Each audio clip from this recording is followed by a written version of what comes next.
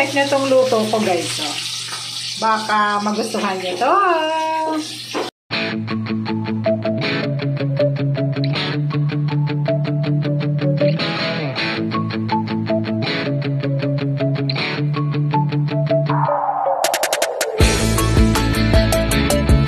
Check this guys, oh. Yan.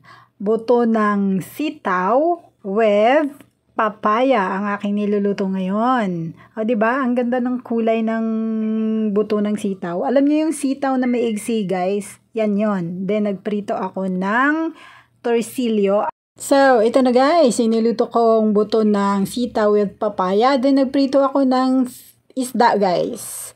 Dalagang bukid at saka torsilyo pala. Tikman na natin to!